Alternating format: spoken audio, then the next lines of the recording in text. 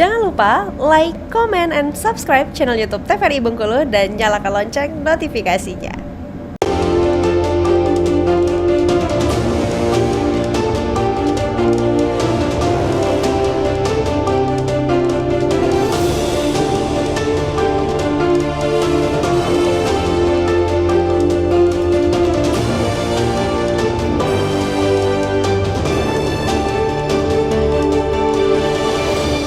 Oke, halo pemirsa TVRI Bengkulu, apa kabar? Semoga selalu dalam keadaan sehat dan juga tetap semangat menjalankan aktivitas seperti pada biasanya.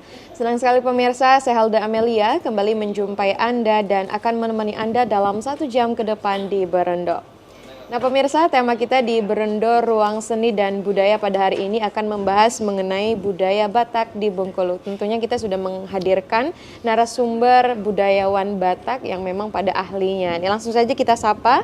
Yang pertama ada Bapak Jamtoni Pandapotan Siregar SH. Halo Bapak. Salam sehat untuk kita semua. Oke, salam sehat. Nah, tadi juga sudah dibilang oleh Pak Jantoni maunya dipanggil Opung nih ya. Opung ya, selamat sore Opung. Ya, terima kasih panggilan terhormat untuk saya. Menunjukkan usia saya sudah 66 tahun. Sudah 66 tahun ya Opung ya? Iya, harapan doa dari seluruh masyarakat Bengkulu bisa lebih daripada 100 tahun. Oh, amin. Terima kasih warga Bengkulu. Horas ya? Saya menyampaikan sedikit. Saya menyampaikan salam santun kepada warga Bengkulu. Salam hormat, Medan kota kenangan, Bengkulu kota idaman. Di antara perbedaan kita satu, itulah Indonesia. Karena itu, mari bersama membangun kota Bengkulu, negara sejahtera, rakyat pun ikut sejahtera makmur.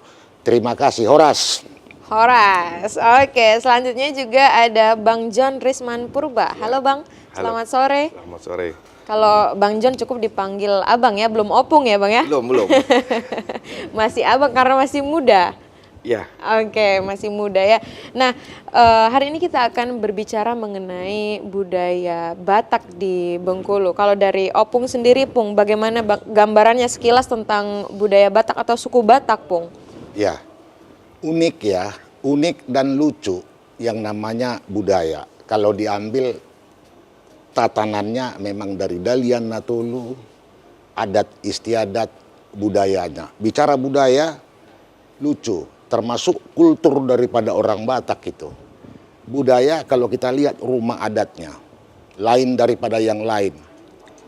Di Tomok, rumah adat itu tinggi, jendelanya nggak ada. Pintu masuk dari kolong. Pintu menutup nggak ada. Lucu kan? Lucu. Nah, dikenal dengan ulos Bataknya.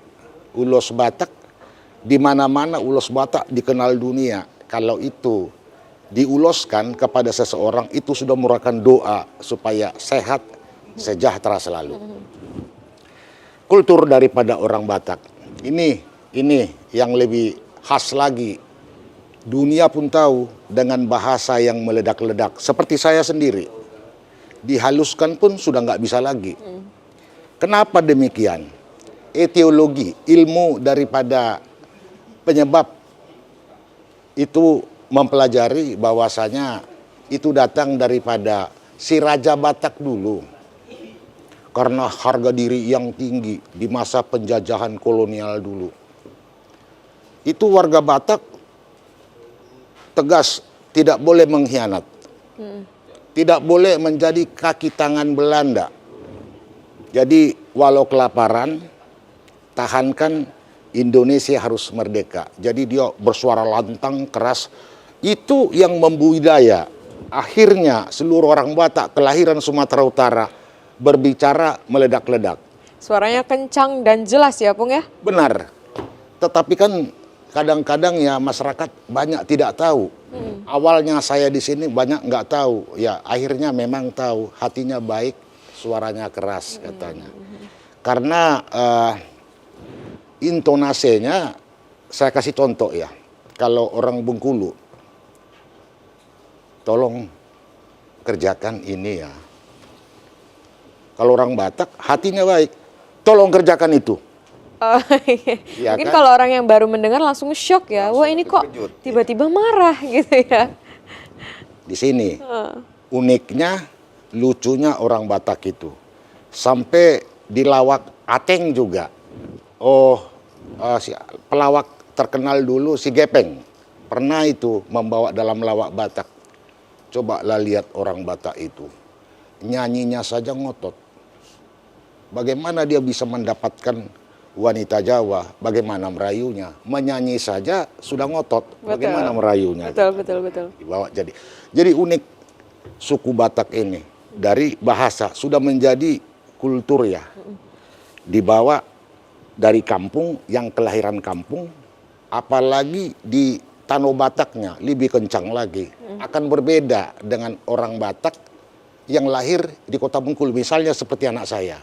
Mungkin kenal Dr. Lisdawati itu. Itu kalau berbicara hampir tidak kedengaran. Marahnya pun tidak kedengaran. Sudah tidak Batak lagi ya. Nah, tetap dia nggak bisa lepas dari Batak. Itulah menunjukkan di mana bumi berpijak ya. Jadi sudah mengadaptasi dengan warga Bengkulu yang terkenal lembut. Oke. Itu dari Opung ya, Pung ya. Kalau dari Bang John, bagaimana Bang gambarannya sekilas mengenai suku Batak? Suku Batak. Suku Batak itu adalah suku yang unik. Apalagi kalau mereka di perantauan itu pasti mereka akan mencari.